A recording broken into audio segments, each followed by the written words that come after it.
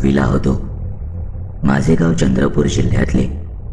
आमच्या शाळेच्या सहलीचे नियोजन नागपूरच्या फन आणि फूडसाठी करण्यात आले होते. आमच्या 4 जणांचा ग्रुप होता. मी, माझे मित्र रोहित, आयान आणि वल्लभ. नागपूर तसे जवळपास 200 किलोमीटरवर आहे. त्यामुळे आम्हाला सकाळी 6 वाजता निघायचे होते. शाळेची सर्व मुलं सकाळी 5:30 पर्यंत शाळेत जमली आणि अगदी वेळेत आमचा प्रवास सुरू झाला. आमच्या 4 जणांचा ग्रुप बसच्या मागच्या मोठ्या सीटवर बसला होता.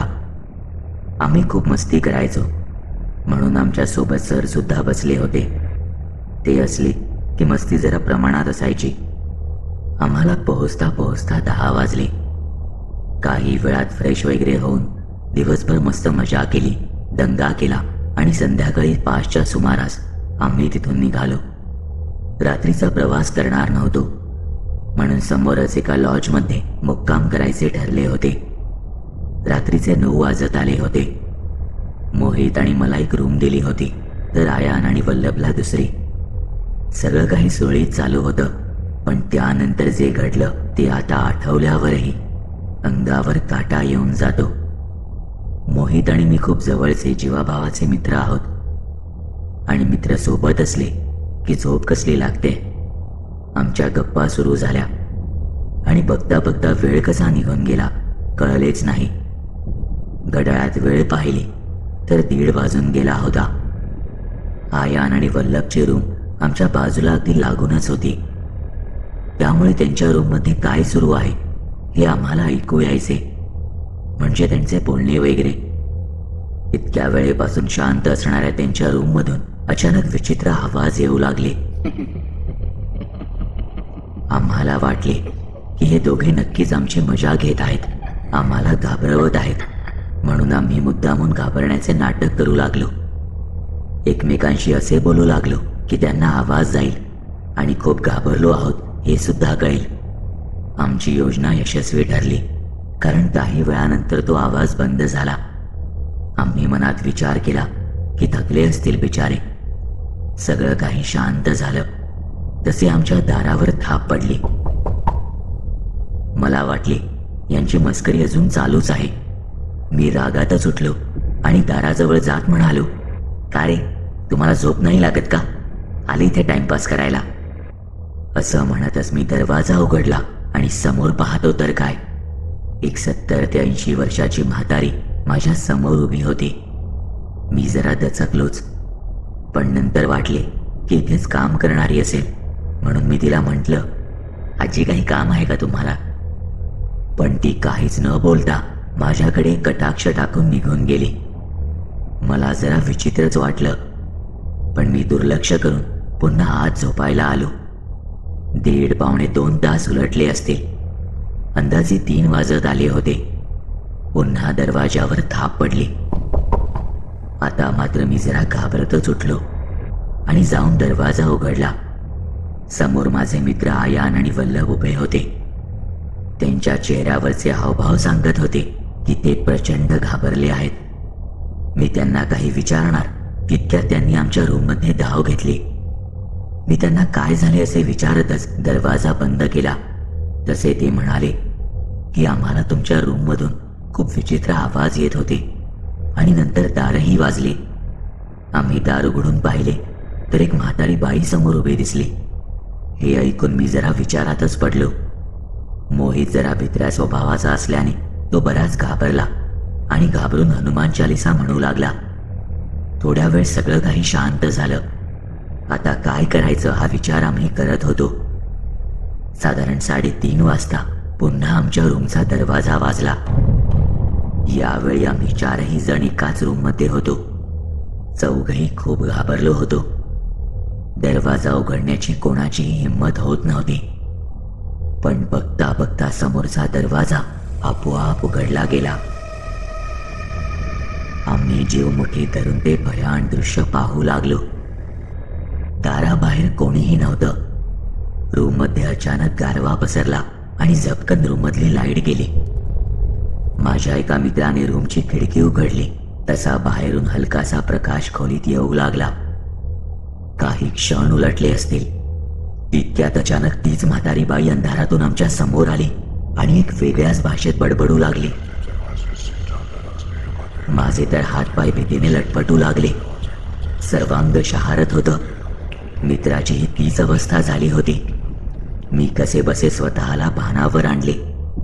मित्रांना इशारा केला आणि देवाचे नाव घेत जोरात त्या रूममधून बाहेरच्या दिशेला धावत सुटलो.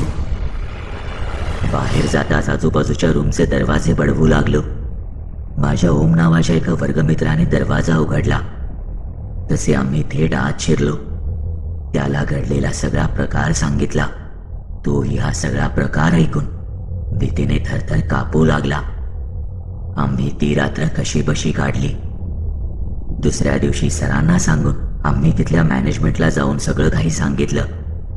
ते सुरुवातीला काहीच सांगायला तयार नव्हते, पण आम्ही त्यांना बराच वेळ विचारत राहिलो.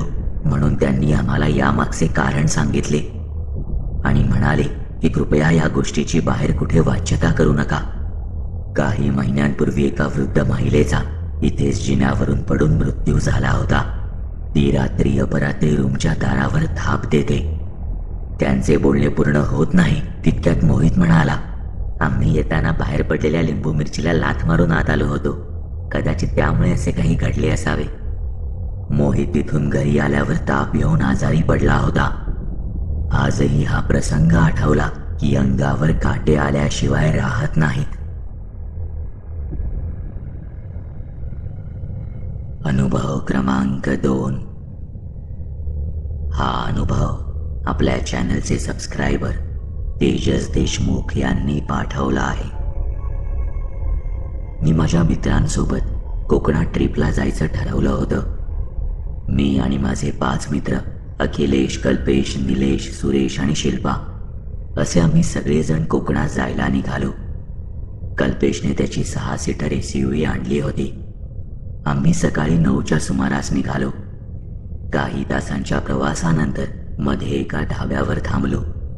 थोडे फ्रेश झालो, जेवण उरकले आणि मग पुढच्या मार्गाला लागलो. काही वेळात अंधार पडायला सुरुवात झाली तेव्हा आम्ही घाटाच्या रस्त्याला लागलो होतो. घाटात हवे तसे स्ट्रीट लाईट्स नव्हते, त्यामुळे गडद अंधार जाणवत होता. फक्त गाडीच्या हेडलाईट्समुळे घाटातील वळणं दिसत होती. बऱ्याच वेळानंतर कल्पेशला मोठा वाडा नजरेस पडला. तसे त्याने वाड्याच्या समोर असलेल्या मोठ्या गेटजवळ गाडी थांबवायला सांगितली. तितक्या शिल्पा म्हणाली, काय रे, इथे कुठे गाडी थांबवायला सांगतोय? कोणाचा वाडा आहे हा, तुला माहिती आहे का? त्यावर तो म्हणाला, अरे वाडा बंद दिसतोय, इथे आजूबाजूलाही कोणी दिसत नाही, चला आत जाऊन पाहू. त्याचे असे विचित्र बोलणे ऐकून आम्ही त्याच्यावर चिडतच म्हणालो, काही काय बोलतोय? कोणाचा वाडा आहे माहीत नाही. हा परिसर आपल्याला अनोळखी आहे. कोणाच्याही वाड्यात कसं जाणार? पण तो काही ऐकायला तयार नव्हता. तसे आमच्यातला अजून एक जण म्हणाला, अरे जाऊन तर बघू कोण केअरटेकर आहे का ते. मी त्या वाड्याकडे एक नजर फिरवली. तो वाडा खूपच जुना वाटत होता आणि रात्रीच्या अंधारात त्याच्यावर पडणाऱ्या आमच्या गाडीच्या हेडलाईटमुळे त्याचे रूप अजूनच भयान वाटत होते. माझी इच्छा नसतानाही मी गाडीतून खाली उतरलो. कल्पेशने गाडी लॉक केली आणि वाड्याचा गेट उघडला. खूप जुना गेट असल्यामुळे एक वेगळाच आवाज परिसरात घुमला. त्या आवाजाने सगळ्यांच्याच अंगावर काटा आला.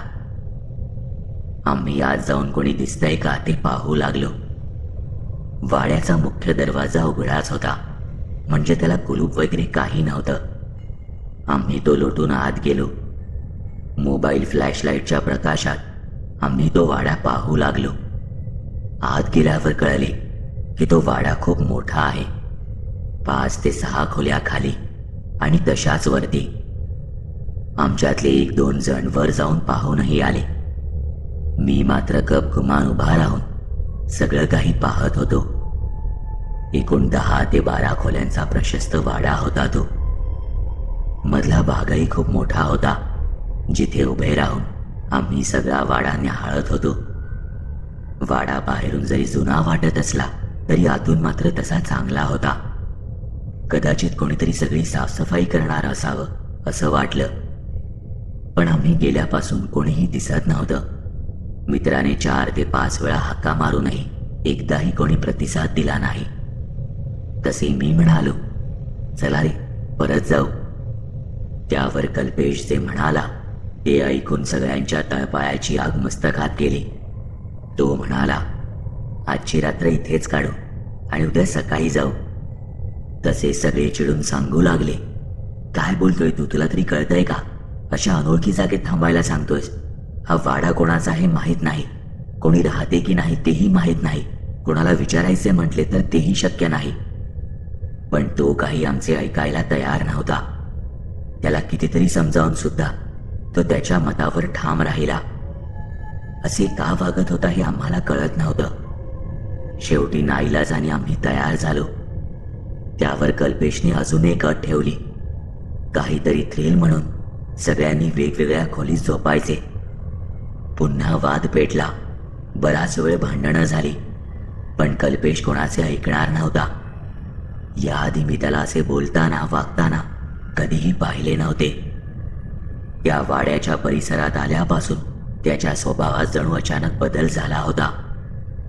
शेवटी त्याने त्याचेच खरे केले. आम्ही सगळे वेगवेगळ्या खोलीत गेलो. मला तर असे झाले होते की कुठून या ट्रिपला आलो. मी दबकतच वर एका खोलीत गेलो. आत एक पलंग होता. मला अशा अनोळखी जागेत झोप तर लागणार नव्हती, पण तरीही जाऊन अंग टाकले. मोबाईल फ्लॅशलाईट सुरूच होता. प्रत्येक क्षणाला भीतीने अंगावर काटा येत होता. पण मित्रांसमोर हसू नको व्हायला म्हणून मी नाईलाजानं आलो होतो.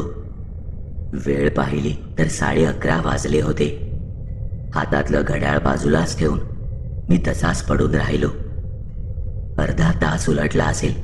अचानक खोलीत दुर्गंध पसरू लागला, एखादी मांस सडल्यासारखा. आम्ही सगळेच आपापल्या खोलीतून बाहेर आलो. कळायला जास्त वेळ लागला नाही की तो वास एका विशिष्ट खोलीतून येत होता.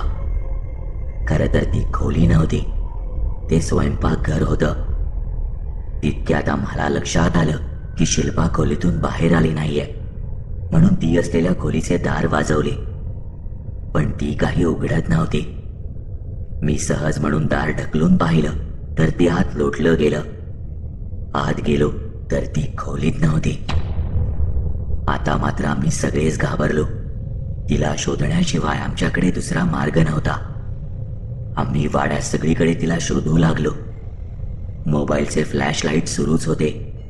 मनात प्रत्येक क्षणाला विचार येत होता, कुठून या वाड्यात आलो, आणि आलो तर आलो, पण इथे थांबायचा विचार करून खूप मोठी चूक केली.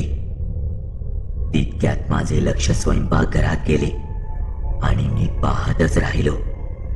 आत शिल्पा पाठमोरी उभी होती आणि काहीतरी करत होती. ती नक्की काय करते याचा मी अंदाज घेऊ लागलो. बहुतेक ती काहीतरी कापत होती. तितक्यात इतर मित्रही तिथे आले आणि आम्ही सगळेच तिला पाहू लागलो.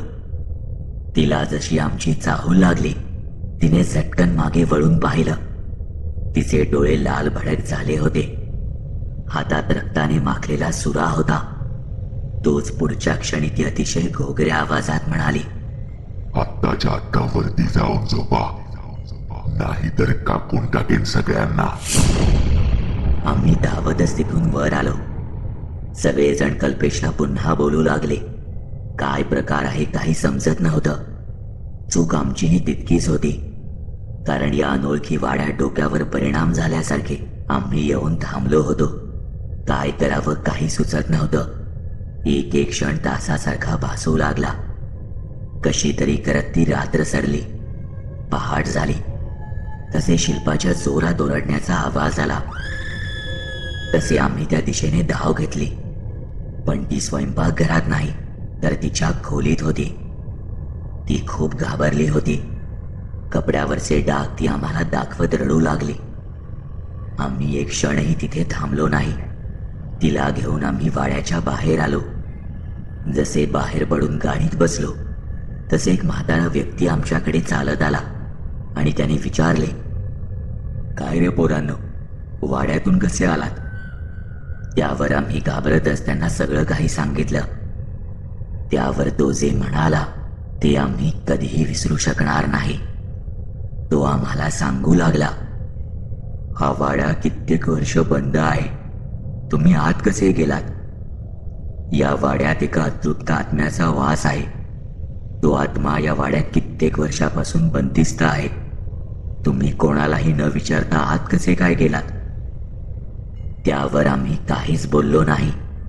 त्या माणसाला पुढे जास्त काहीच न विचारता आम्ही तिथून पुढच्या प्रवासाला लागलो. त्या वाड्यात नक्की काय होतं हे जाणून घेण्याच्या फंदात आम्ही पडलो नाही.